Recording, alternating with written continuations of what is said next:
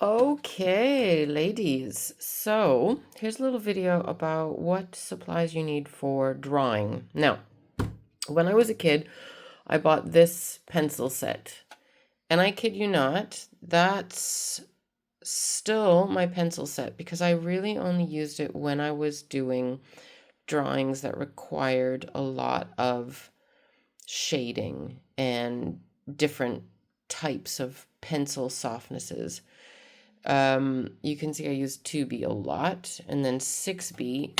So I use 2B quite a lot there. So if you see that, that's worth picking up.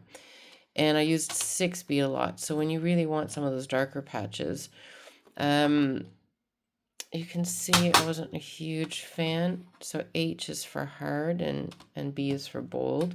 So I wasn't a huge fan of the hard ones. They're really useful in some contexts, but predominantly all you need is a pencil, okay? Just a normal pencil. And because I hate sharpening pencils, I literally just use one of these things because I sketch very lightly and I draw to paint, right?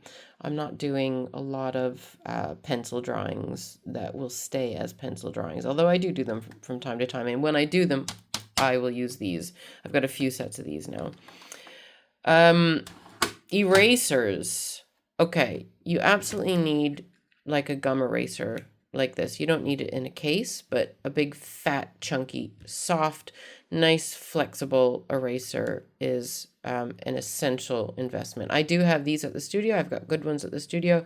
So if you don't have one, you can use that, but you might end up doing a lot of erasing. And you do want to build up a stash of your own supplies. So if we do this a bit at a time, you'll have things that you're happy with and you know how to use and you'll actually use. You don't want to buy a bunch of supplies you're never gonna need. These retractable precision erasers I use all the time. That's why I have so many of them. And I have used these since I was a kid. These you absolutely, if you can find these in one of the Chinese shops, don't bother going to an art supply store. You don't need to. You know, I don't know, just often you can never erase a small enough section with a big eraser. I'm forever using these. I almost exclusively erase with this unless I've done a really big mess of something and I need to erase a huge space. Now, I just went and bought something the other day. Look, at the Chinese store. Look, it's $3.20. It's this precision eraser. I've never owned one, and I've wanted to own one for a long time. They're not expensive, and it comes with all of these things. And look what it does. You put two AAA batteries in it. And then look, it spins. When you hold the button down, it spins. And then look how precise you can get with your erasing. Look at that. Compared to the retractable. So that's the retractable, and that is the precision, this new doohickey. So if you spot one of these and you've got a spare $3.20 burning a hole in your pocket, you can pick one of those up for you. These are art supply erasers that you buy at art supply stores. You can't get them anywhere else. They're putty erasers, and I used them as a kid. You can mold them and shape them and erase things, but honestly, I haven't touched these in 30 years. Absolutely not necessary. Do not go to the trouble of going to an art supply store to pick up one of these. These other things will absolutely suffice and completely do the job. If you're using a normal pencil, you're going to need an eraser, not an eraser, a sharpener. Mine has that because some of the things I use are fat. And if you can get one that's got a compartment for collecting the stuff, it means you don't have to get up and walk over to a bin or sharpen it over a spare piece of paper or something like that. These are smudgers. And these are really, really great if you want to do a pencil drawing that is going to end up staying a pencil drawing, or if you want to do some charcoal or soft pastels or oil pastels or something like that. These are not expensive. They're like €1 for a pack of about 3 or 5 and available at loads of Chinese stores. I'm going to put a link to the Chinese stores, okay, where you can pick things up.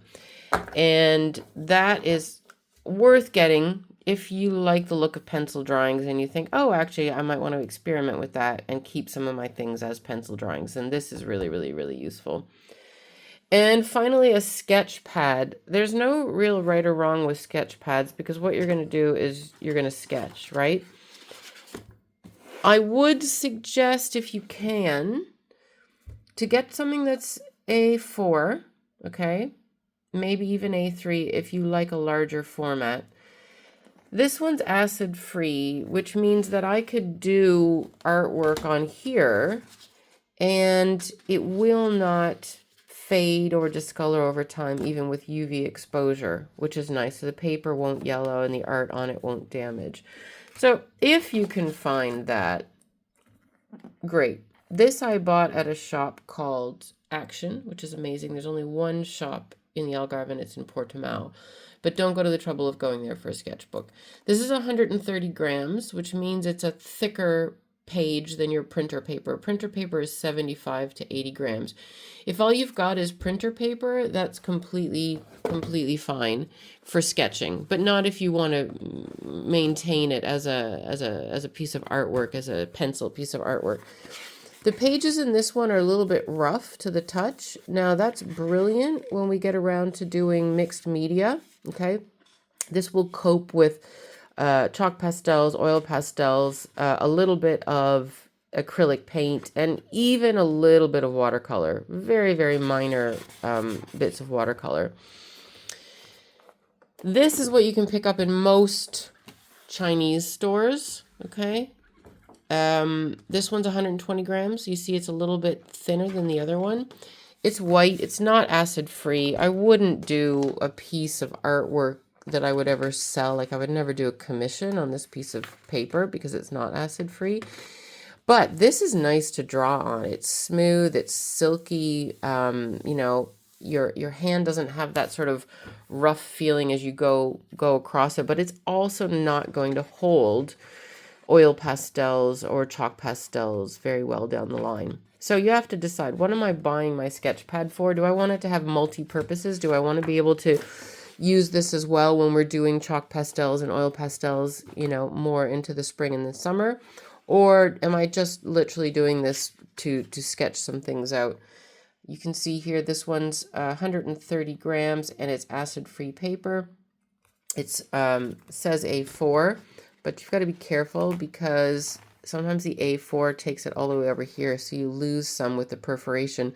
Now, the reason I like A4 size is because you can do your drawing on here, you can screw up, mess up, you know, erase everything, and then you can use this with carbon paper and you can transfer it onto your actual canvas that you're going to use or your watercolor paper that you're going to use. So that's why I like having a larger one. I wouldn't really go down to A5 size, but you could if you know, you just literally want to practice drawing and you want it to be really portable in your purse and, you know, to sit in the park or sit at the beach and just sketch things. This one as well, you can see it's acid free. This one was bought in Canada. It's 100 GSM, so 100 grams. And it's thinner, it's more flexible than the 130 gram. It's also quite rough, which means that this would work as well for a mixed media, and it would hold pastels quite well. So yeah, you can decide what works for you.